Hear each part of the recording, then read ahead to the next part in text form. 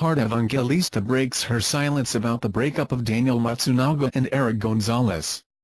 On the event of Pond's Beauty, the most beautiful celebrities have gathered on a single stage as a part of the Change is Beauty campaign of Pond's.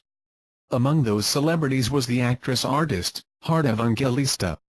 The actress was then cornered by the press and asked her a few questions about her life and the breakup of Erich. She revealed that on her 20th year in the industry, she's already planning on having a baby. 20th year I think just tried to have a baby by the time of my 20th year in showbiz, so made a significant saya. I gave myself 20 years for me to start another chapter in my life, she said. Definitely, I'll still be acting but maybe not as much and maybe to slow down. But with my painting, I'm all out in my business and all that. It depends on the acting part, she added. The press also had the chance to ask her something about Daniel Matsunaga and Erich Gonzales' breakup. Quote, I can't. I'm really a vocal person and very opinionated, but for that, I don't want to say anything. I don't want to say anything at all, basta. I liked them both, she said. Thank you for watching videos. You remember the likes and comments below, thanks. Our teacher lost her battle with cancer. Left a heartbreaking message for her loved ones. Read. The art teacher Jesslyn Ng is admired by many for she's already the total package. She's beautiful, loving, and she already has a wonderful job as an art teacher in Singapore. But all of these were taken away after she was diagnosed with cancer at the age of 21. She tried to survive by battling with cancer, but it seems that her efforts weren't enough. 20 months after her battle with cancer, she suffered from coma and even needed life support to be able to stay alive. The art teacher Jesslyn Ng is admired by many for she's already the total package. She's beautiful, loving, and she already has a wonderful job as an art teacher in Singapore. But all of these were taken away after she was diagnosed with cancer at the age of 21. Seeing her in this situation makes her family suffer even more. Although it's heartbreaking, they decided to remove the life support. After 5 days, Jesslyn was taken away. After she passed away, her friends were shocked when they saw a beautiful message posted right on her social media account. A message that's addressed to all of them. It brought them to tears. At first, they thought that it was her ghost who posted it, but then, her sister said that those were the words that her sister told her in verbatim and to let everyone know about her last words. Invite you to watch the video. Robredo, dude obsessed with monopoly of power. The ouster of Liberal Party, LP, senators as committee heads shows the Duterte administration's obsession with monopolizing power and marginalizing those who criticize him, Vice President Leni Robredo, also an LP member, said on Monday. What happened in the Senate today, Monday, is characteristic of an administration obsessed with monopolizing power and intent on marginalizing those who have opposing views, Robredo said in a statement. All Robredo's partymates in the Senate were stripped of their committee chairmanships after Senator Manny Pacquiao, a Duterte ally, moved to remove them from their positions. Advertisement. When we were given the mandate by the people, we were determined to work with this administration to put national interest before politics, Robredo said. But despite our sincere efforts, it is now clear that the Duterte administration is incapable of tolerating dissent, no matter how constructive. Senate President pro tempore Franklin Drilon has been replaced by Senator Ralph Recto. Senator Francis Kiko Pangilinan, LP President, was removed as chair of the Senate Committee on Agriculture, while another LP member, Senator Benigno Paulo Bamaquino, was replaced by Senator Francis Escudero as chair of the Senate Committee on Education. Senator Risa Hontiveros was also ousted as chair of the Senate Committee on Health and was replaced by Senator Joseph Victor J. Villajarcito. All 4 senators will now become part of the minority group along with Senator Antonio Trillions IV. Robredo likened the recent move of the Duterte administration as that of the late strongman Ferdinand Marcos, who put the country under a dictatorial rule for decades. This has happened before. In the past, this paved the way for a one-man rule, she said. We will not be silenced. Our nation deserves no less. Democracy demands dissent, Robredo added. Robredo, Duterte got obsessed with monopolizing power. Vice President Leni Robredo on Monday ramped up her criticism of the Duterte administration following the move in the Senate to strip Liberal Party senators of key posts. In a statement, Robredo said the LP had been determined to work with the Duterte administration and put national interest before politics. The vice president, however, said it is now clear that the Duterte administration is incapable of tolerating dissent, no matter how constructive. What happened in the Senate today is characteristic of an administration obsessed with monopolizing power and intent on marginalizing those who have opposing views. Allies of President Rodrigo Duterte in the Senate cracked the whip on 4 LP senators who took a strong stand against de Lima's arrest and detention for drug trading and receiving drug payoffs from bilibid convicts.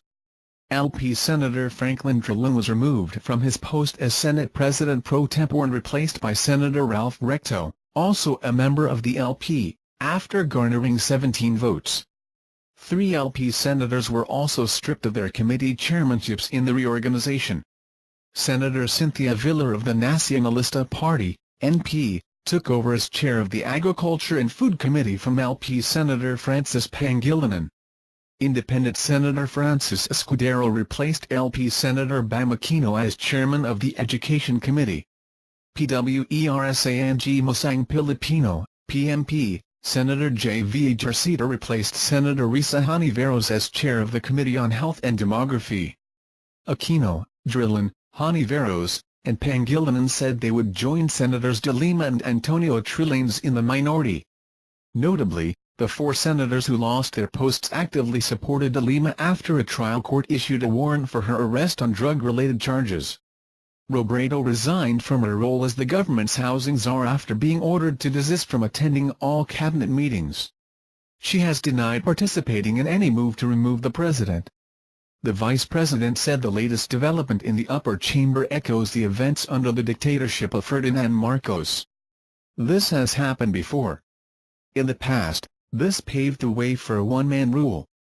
We will not be silenced. Our nation deserves no less. Democracy demands dissent, she said. Duterte's chief legal counsel, Salvador Panelo, denied that the palace had a hand in the Senate shake-up. I think the policy of the president is not to interfere with the other branch of government, Panelo told reporters. Panelo said the reshuffle was not an offshoot of the president's meeting with senators last week. I don't think there was an agenda. I don't think this is an offshoot, he said. Robredo, Duterte admin obsessed with monopolizing power, Vice President Leni Robredo on Monday, February 27, lashed out against the Duterte administration for being obsessed with monopolizing power and intent on marginalizing those who have opposing views. This was after senators belonging to or affiliated with the Liberal Party, LP, were stripped of their committee chairmanships. Read, Liberal Party senators see palace hand in ouster. On Monday afternoon, Senators Franklin Drilon, Francis Pangilinan, Paolo Benigno Aquino IV, and Akbayan Senator Risa Hontiveros were removed from key posts in the Senate following a motion by key administration ally, neophyte Senator Manny Pacquiao. The 4 were once part of the PDP-Laban-led majority bloc. They have since moved to the minority bloc. Akbayan is an ally of the once ruling LP. When we were given the mandate by the people, we were determined to work with this administration to put national interest before politics. But despite our sincere efforts, it is now clear that the Duterte administration is incapable of tolerating dissent, no matter how constructive, said Robredo in a statement released to the media. What happened in the Senate today is characteristic of an administration obsessed with monopolizing power and intent on marginalizing those who have opposing views, added Robredo, who was once a member of the Duterte cabinet. She resigned as housing chief last December after she was told to stop attending all cabinet meetings. The vice president, a staunch critic of authoritarian rule and of Ferdinand Marcos' dictatorship, noted that the Philippines has seen moves to monopolize power in the past. This has happened before. In the past, this paved the way for a one-man rule. We will not be silenced. Our nation deserves no less, said Robredo, who defeated Marcos' only son, Ferdinand Marcos Jr., for the vice presidency during the 2016 elections. As the LP's highest elected official, Robredo is also the party's chairperson. Democracy demands dissent, added Robredo. Read, Robredo to Duterte, Mr. President, we call you to task. The shift among the Senate blocs came days after Senator Leila de Lima, an LP member and among President Rodrigo Duterte's staunchest critics, was arrested for alleged ties to illegal drugs on February 24. On February 25, 4 Albanian Lex senators attended the 31st anniversary celebration of the EDSA People Power Revolution. They were all clad in black. On the same day, Duterte supporters staged a rally in support of the president at the Luneta.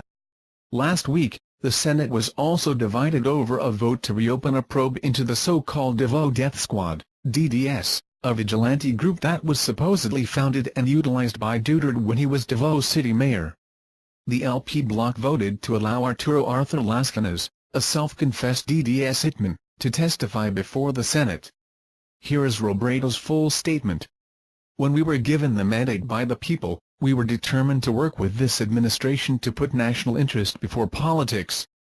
But despite our sincere efforts, it is now clear that the Duterte administration is incapable of tolerating dissent, no matter how constructive. What happened in the Senate today is characteristic of an administration obsessed with monopolizing power and intent on marginalizing those who have opposing views. This has happened before. In the past, this paved the way for a one-man rule. We will not be silenced. Our nation deserves no less. Democracy demands dissent. Thank you for viewing videos. My channel regularly posts new videos. If you remember registered channels to receive the latest announcements, please. Thanks.